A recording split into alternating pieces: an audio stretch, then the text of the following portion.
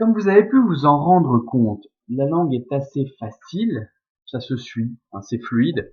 On sent dans cette langue très fluide euh, toute l'excitation de l'auteur parce qu'il va voir une sorcière en pleine action.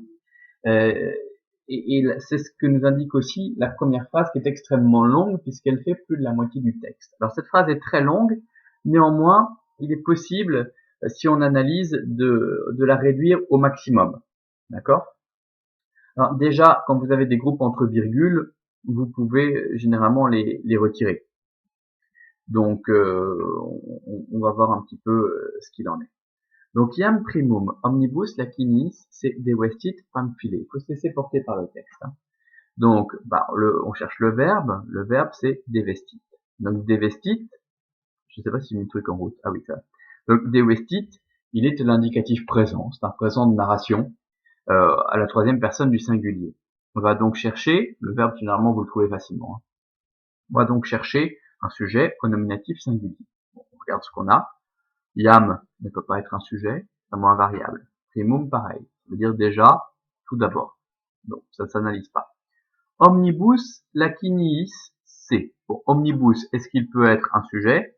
Avec une terminaison en ibus, c'est peu probable, ce sera soit un datif, soit un ablatif.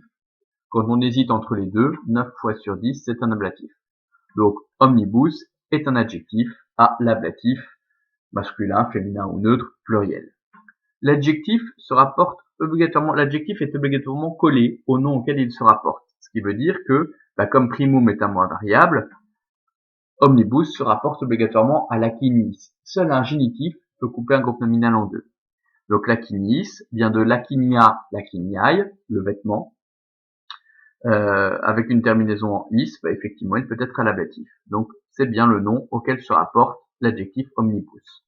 Donc, omnibus laciniis a l'ablatif féminin pluriel. C'est un CC c'est un CC. Voilà. Donc, c'est un CC. On regarde un petit peu ce qui nous reste. Est-ce que C peut être au nominatif? Non. C va être soit à l'accusatif, soit à l'ablatif. Comme il est devant le verbe, en français, on va plutôt traduire l'ensemble par un verbe pronominal, se déshabiller, se dévêtir. En latin, les verbes pronominaux n'existent pas. C est en fait à l'accusatif féminin singulier. C'est le CD de devestit. Bon, qu'est-ce qu'il nous reste? Il nous reste juste pamphile. C'est obligatoirement le sujet de notre verbe. Alors, pamphile, c'est un nominatif grec. Là, comme on est quand même à une période qui est très classique, Apulé en a certainement fait un nom de la troisième déclinaison, hein, pamphile, pamphilis, mais en fait on retrouve, pour ceux qui sont en grec, le eta du nominatif féminin singulier de la première déclinaison. Pamphile, c'est le nom de la sorcière. C'est un nom qui vous paraît un peu bizarre, pourtant c'est un prénom qui a été utilisé dans les pays francophones jusqu'à une époque très récente. Donc c'est-à-dire que des pamphiles, jusque dans les années 50, vous en avez eu, des hommes ou des femmes. Le prénom a une connotation très positive pour nous, puisque pamphile, vous retrouvez la racine philein, qui est le verbe aimer, et pan, qui est le verbe tout, qui est le mot tout. Donc en fait, pamphile, c'est celui qui est aimé de tous. Ça peut aussi être, comme on parle d'une sorcière, celle qui aime tout le monde, celle qui aime tous les hommes. Je l'ai déjà dit, dans l'Antiquité, les sorcières traînent la réputation de nymphomanie. Elles sont toujours très belles et ne pensent qu'à coucher avec des hommes. Donc la sorcière qui s'appelle Pamphile, c'est celle qui ne pense qu'à coucher avec tout le monde parce qu'elle tombe amoureuse de tous les hommes qu'elle rencontre. D'accord? Donc, vous voyez, dans la première phrase, on a une sorcière et déjà, paf, elle se déshabille. Oui, forcément, dans un roman qui va parler essentiellement de sorcellerie, on s'attend à avoir des sorcières nues. Donc il ne faut pas décevoir l'attente du lecteur trop longtemps. Dès le début du bouquin, vous allez avoir des scènes de sexe avec les sorcières. Donc là, le personnage observe la sorcière par le trou de la serrure. N'oubliez pas le contexte. Hein. C'est un petit voyeur, il n'y a pas d'autre mot. Et la sorcière se déshabille. Donc, déjà, tout d'abord, Pamphile se dévêt de tous ses vêtements. Et coordonne toujours en latin deux mots ou groupes de mots qui ont la même fonction. Il va donc coordonner ici deux propositions, deux phrases. On a un groupe entre virgules. Ce groupe entre virgules, on va s'en occuper après. On va d'abord, on regarde, il n'y a pas de verbe conjugué. Bon, on va chercher plutôt le verbe qui va dépendre du et. Hein. donc le premier verbe conjugué qu'on va rencontrer après. Puxides, donc le Y se prononce U en latin. Je vous l'ai déjà expliqué, je pense. En fait, les Romains parlent pour la plupart d'entre eux le grec, puisque c'est la langue internationale, c'est la langue du commerce à leur époque, mais ils l'écrivent avec l'alphabet latin et pas l'alphabet grec. Or, il y a des sons qui existent en grec qui sont impossibles à rendre en latin, et notamment le son U, puisque la lettre U, les Romains la prononcent OU. Et donc, comme les Romains sont de très bons linguistes, ils ont remarqué que le son U était un mélange entre le son OU et le son I.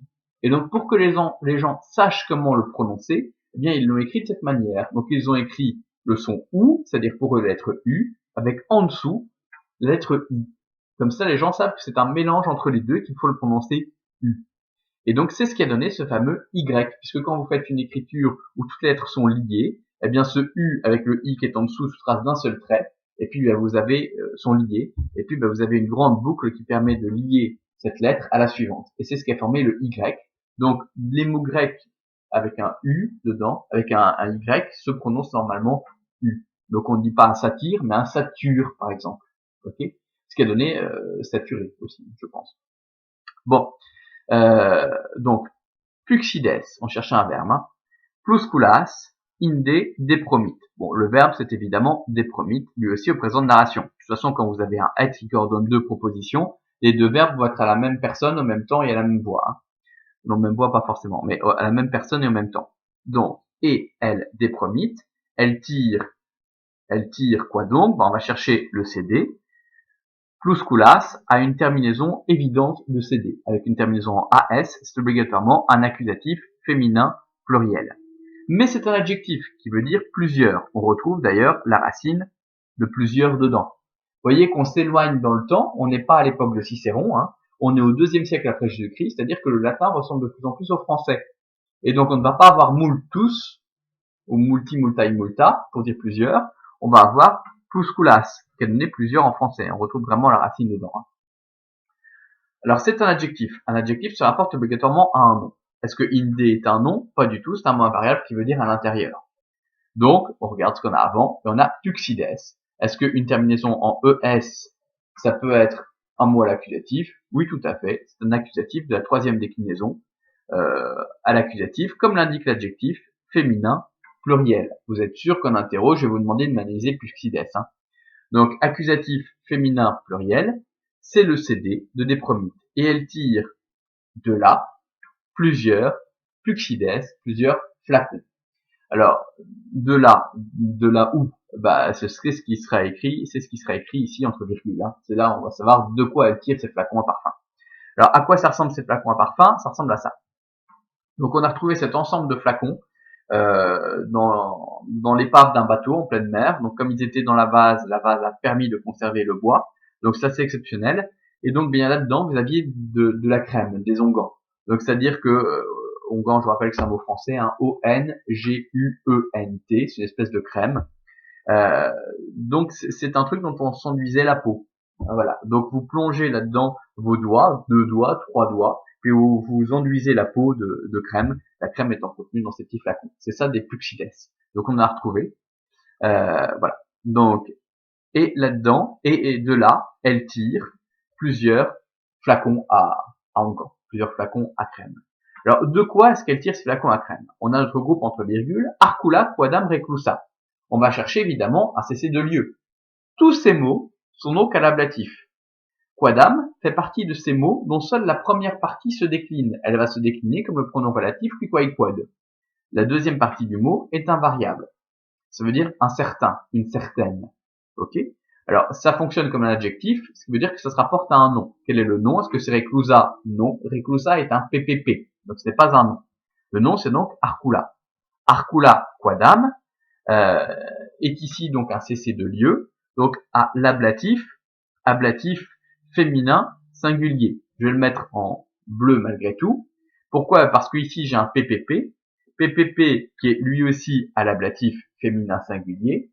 Or, quand vous avez un PPP à l'ablatif en latin, c'est obligatoirement parce que vous avez affaire à un ablatif absolu.